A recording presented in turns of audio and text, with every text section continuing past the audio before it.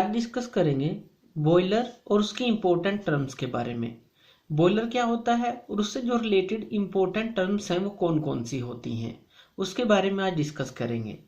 सबसे पहले हम डिस्कस करते हैं कि बॉयलर होता क्या है। बॉयलर हमारा एक क्लोज्ड वेसल होता है, एक तरह का क्लोज्ड वेसल है।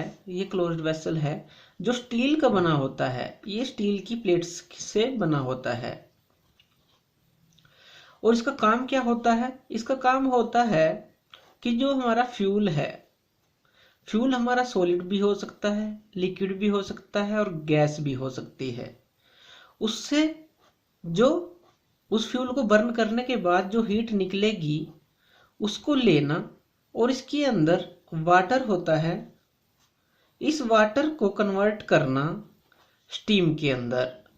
ये बॉयलर का मेन फंक्शन होता है।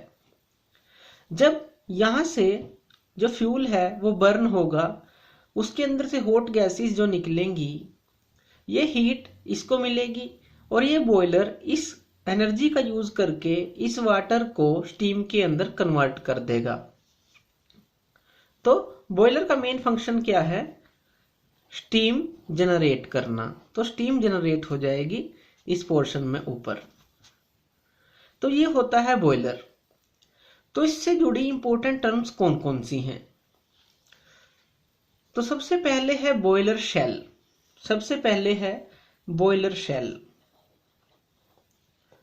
बॉयलर की शेल ये बनता किससे है?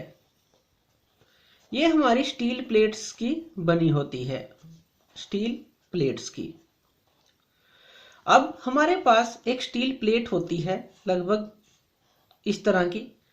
इसको हम रोल कर देते हैं और रोल करने के बाद वेल्डिंग और रिविट कर देते हैं। तो जब रोल करेंगे तो ये इस तरह की बन जाएगी, और यहाँ पे जो भी पोर्शन होगा जहां से हमें वेल्डिंग करनी है या रिविटिंग कर देंगे, तो इसको हम जोड़ देंगे रोल करने के बाद। उसके बाद जो इसके एंड्स हैं ये वाले, इनके ऊपर हम प्लेट्स लगा देंगे। इनको भी हम वेल्डिंग के थ्रू या रिविटिंग के थ्रू इससे अटैच कर देंगे। तो ये हमारा कंप्लीट बॉयलर शेल बन जाता है। तो बॉयलर शेल आप समझे। बॉयलर शेल क्या होती है? स्टील प्लेट्स की बनी होती है। इसको एक स्टील की शीट होती है, उसको रोल करने के बाद हम रिविटिंग कर देते हैं या वेल्डिंग कर देते हैं, और उसके एंड्स पे दूसरी प्लेट्स लगा देते हैं, उनको एंड प्लेट्स बोलते हैं। ये जो प्लेट्स लगाते हैं हम, ये होती हैं एंड प्लेट्स। तो इनको भी हम रिविट या वेल्ड करके लगा देते हैं और ये पूरी शेल क्रिएट हो जाती है। ये शेल किस काम आती है? वाटर को इकट्ठा करने के लिए। इसी के अंदर जो हमारा वाटर है वो स्टीम में कन्वर्ट होता है। तो ये तो है बॉयलर शेल, जो पहली टर्म है। दूसरा कौन सा है? दूसरी है हमारा combustion chamber. Combustion chamber. Combustion chamber क्या होता है? कंबर्शन चैम्बर हमारा इसके बिल्कुल बॉयलर के नीचे होता है। इसके अंदर हमारा फ्यूल बर्न होता है। जो सारा बॉयलर शेल से नीचे है ये हमारा कंबर्शन चैम्बर होता है और फ्यूल को बर्न करने के काम आता है। तो इसको हम बोलते हैं कंबर्शन चैम्बर। ये हमारा कंक्रीट का हो सकता है, या किसी भी हम इसको कंक्रीट का या फायर ब्रिक्स का, किसी भी चीज का हम इसको बना सकते हैं। तो ये होता है कंबर्शन चैम्बर। उसके बाद थर्ड टर्म है ग्रेट। थर्ड है ग्रेट।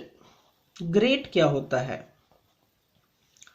ग्रेट हमारा इस कंबर्शन चैम्बर के अंदर लंबी लंबी बार से बना होता है। बार मतलब लंबी लंबी रोड होती हैं कास्ट आयरन की। ये लंबी लंबी रोड है कास्ट आयरन की, और इनके बीच में स्पेसिंग होती है ताकि जो एयर है वो इससे पास कर सके। ग्रेट क्या होता है? ग्रेट के ऊपर रख के हम अपना फ्यूल बर्न करते हैं। जैसे अगर कोयला है तो हम यहाँ पे इसके ऊपर रखेंगे ग्रेट पे और उसको बर्न करेंगे, तो वो होता है ग्रेट। ग्रेट के अंदर ये बना होता है बार से। हमने डिस्कस किया कि कास्ट आयरन बार्स होती हैं जो स्पेसिंग होती है उनके बीच में, ताकि एयर जो है वो अच्छी तरह से इनके बीच से पास कर सके और कन्वर्शन अच्छा हो सके। तो ये होता है ग्रेट। उसके बाद है फर्नेस। अब फर्नेस क्या होती है? फर्नेस हमारा ग्रेट से ऊपर मीन्स और बॉयलर शेल से नीचे ये पोर्शन, इसको हम फर्नेस बोलते हैं, जिसके अंदर एक्चुअल जो है हीट सप्लाई होती है। पूरा ये हमारा कंबशन चैम्बर है, जहां पे ग्रेट है उसके ऊपर और बॉयलर शेल से नीचे ये फर्नेस हम इसको बोलते हैं, जहां पे हमारा जो फ्यूल है वो बर्न होता है। एक्चुअली में इसको हम फायर बॉक्स भी बोलते हैं। ग्रेट के नीचे हमारी एक ऐश पिट भी लगी होती है।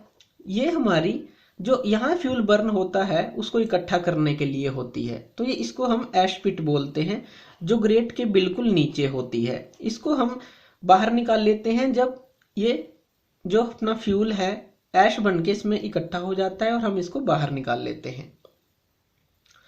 अगली टर्म है हीटिंग सरफेस।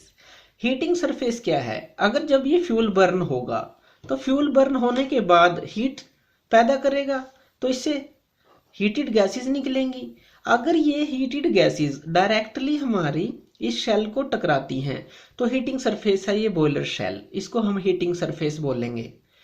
अगर ये हमारी शेल के पास नहीं जाती फ्लू गैसेस, हम बीच में कोई वाटर के पाइप लगा देते हैं जो इन फ्लू गैसेस के कांटेक्ट में आते हैं, तो वो भी होगा हीटिंग सरफेस। तो हीटिंग सरफेस क्या है? जो हमारा हीट लेगा जब ये फ्यूल बर्न होगा उससे, उसको बोलते हैं हीटिंग सरफेस। उसके बाद है माउंटिंग्स। माउंटिंग्स क्या होती हैं? माउंटिंग्स हैं जो हमारी बॉयलर की प्रॉपर वर्किंग के लिए जरूरी होती हैं, जैसे pressure gauge, safety valve, water level indicator. तो ये सारी हमारी माउंटिंग्स हैं, ये सेफ वर्किंग के लिए जरूरी होती हैं बॉयलर के। उसके बाद है एसेसरीज। एसेसरीज क्या होती हैं? एसेसरीज हमारी होती हैं, जो एसेसरीज हैं वो हमारी होती हैं सुपर हीटर, इकोनोमाइजर और एयर प्री हीटर। ये हमारी सारी क्या हैं? एसेसरीज हैं। ये होती हैं इंटीग्रल पार्ट। इंटीग्रल पार्ट होती हैं। इंटीग्रल पार्ट मतलब ये इसके ऊपर माउंट नहीं होती बॉयलर के ऊपर, हम इनको एक्स्ट्रा ऐड करते हैं ताकि हम इसकी एफिशिएंसी को बढ़ा सकें। माउंटिंग क्या है? जो इसके ऊपर माउंट होती हैं, लगी होती हैं और सेफली वर्किंग के लिए जरूरी हैं। लेकिन एसेसरीज क्या है? एसेसरीज हमारी इसकी एफिशिएंसी को इंक्रीज करने के काम आती हैं। Super heater, economiser, air pre heater, feed pump, ये सारी क्या हैं? हमारी एसेसरीज हैं। तो ये टर्म्स होती हैं बॉयलर की जो इंपॉर्टेंट टर्म्स हैं, ये हमारी बेसिक टर्म्स हैं जो हमें याद होनी चाहिए। तो थैंक यू वीडियो देखने के लिए। और ज़्यादा अपडेटेड वीडियोस के लिए आप मेरे चैनल लर्न एंड ग्रो पे मुझे सब्सक्राइब कर सकते हैं। Thank you.